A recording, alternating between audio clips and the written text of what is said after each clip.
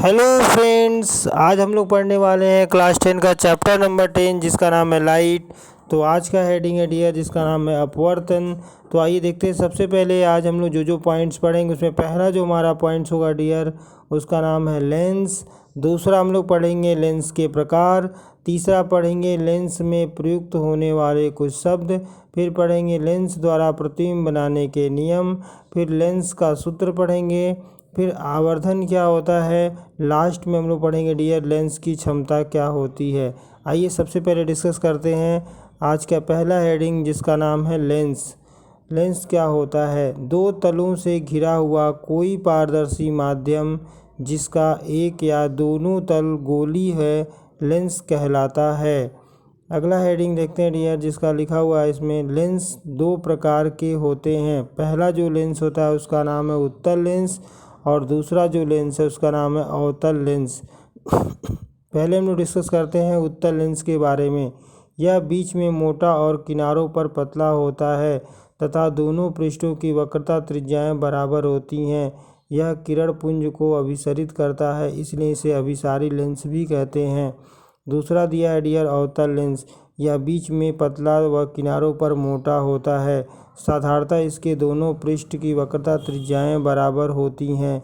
यह किरण पुंज को अपसरित करता है इसलिए इसे अपसारी लेंस भी कहते हैं। अगला हेडिंग दिया डियर जिसका नाम है लेंस में प्रयुक्त होने वाले कुछ शब्द। पहला दिया आपका वक्रता केंद्र। किसी लेंस में चाहे वह उत्तल हो अथवा अवतल हो दो गोली पृष्ठ होते हैं। इनमें प्रत्येक पृष्ठ एक गोले का भाग होता है। इन गोलों के केंद्र लेंस के वक्रता केंद्र कहलाते हैं। लेंस की वक्रता त्रिज्या प्रायः C द्वारा निरूपित किया जाता है।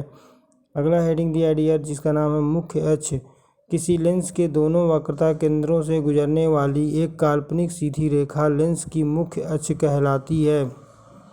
अगला हेडिंग हमारा दिया है प्रकाशिक केंद्र। लेंस का केंद्रीय बिंदु इसका प्रकाशिक केंद्र कहलाता है। इसे O अक्षर से निरूपित करते हैं। लेंस के प्रकाशिक केंद्र से गुजरने वाली प्रकाश किरण बिना किसी विचलन के निर्गत होती है। ये हमारा हो गया डियर प्रकाशिक केंद्र के बारे में। तो एग्जाम में पूछा जाता है इसमें प्रयुक्त होने वाले कुछ शब्द जो हैं इनके बारे में आपको जानना इम्पोर्टेंट है। अगला हेडिंग देखते हैं डियर जिसका नाम है द्वारक। गोली लेंस की वृत्ताकार रूपरेखा का प्रभावी व्यास इसका द्वारक कहलाता है। अगला हेडिंग दिया हमारा जिसका नाम है पतले लेंस। जिनका द्वारक इनकी वक्रता त्रिज्या से बहुत छोटा होता है और दोनों केंद्र प्रकाशिक केंद्र से समान दूरी पर होते हैं ऐसे लेंस छोटे द्वारक के पतले लेंस कहलाते हैं। तो ये हमारा हो गया आज का ये दो पॉइंट द्वारक और पतले लेंस के बारे में। अब हम अगला हेडिंग देखेंगे। अगला पॉइंट देखेंगे जो होता है लेंस में प्रयुक्त होने वाला शब्द।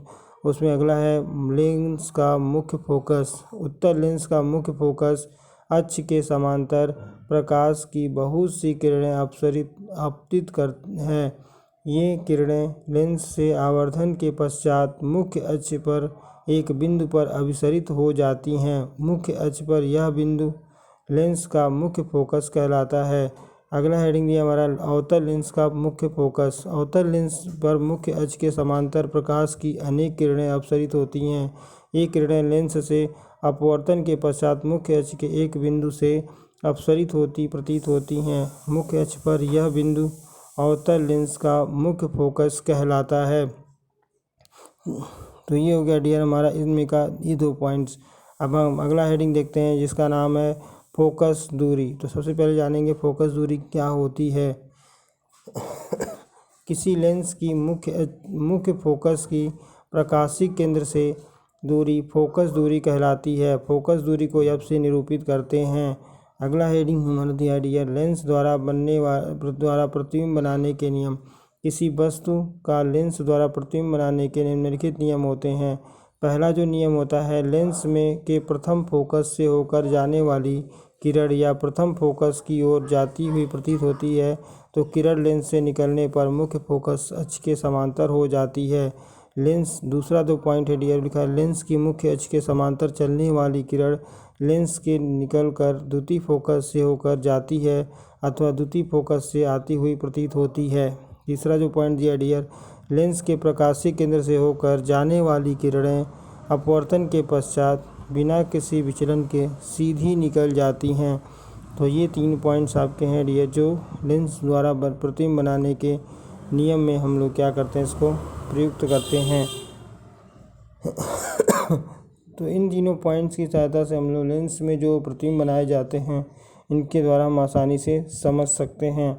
अगला हेडिंग हम लोग देखेंगे डियर, जिसका नाम है लेंस सूत्र। तो लेंस सूत्र क्या होता है ये सबसे पहले जानते हैं हम लोग। लेंस सूत्र बिंदु दूरी u, प्रतिबिंब दूरी v तथा फोकस दूरी f के बीच संबंध प्रदान करता है।